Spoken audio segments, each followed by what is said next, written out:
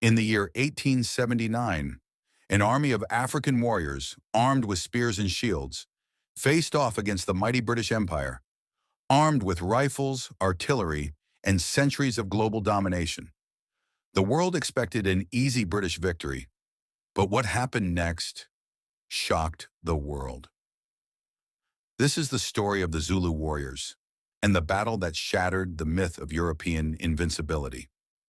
The Zulu were no ordinary tribe. They were a nation of warriors. Forged by the legendary Shaka Zulu, trained in discipline, formation, and fearsome hand-to-hand combat. Their weapon? The assegai, a short stabbing spear. Their shield?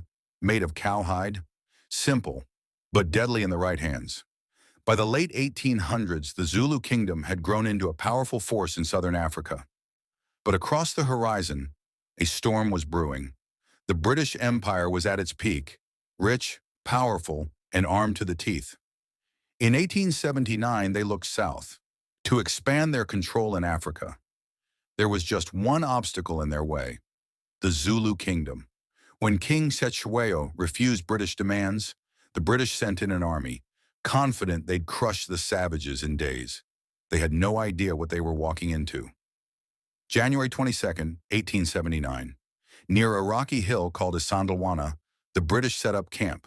No walls, no defenses, just tents and overconfidence. At dawn, the Zulu army struck. Over 20,000 Zulu warriors, moving fast and in perfect formation. The famous buffalo horns tactic.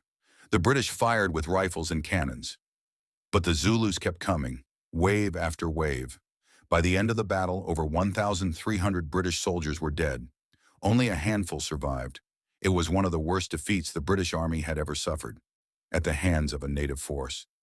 The news hit Britain like an earthquake. How could this happen? How could men with spears destroy a modern army? Across Europe, the myth of empire was shaken. But the British weren't done. They struck back, hard, burning villages, destroying the Zulu capital, and eventually capturing King Cetshwayo. By July, the war was over. The Zulu kingdom fell. Yes, the British won the war, but the Zulu won something greater: respect. In just one day, they exposed the arrogance of empire and reminded the world of one simple truth: never underestimate a people fighting for their land, their freedom, and their pride.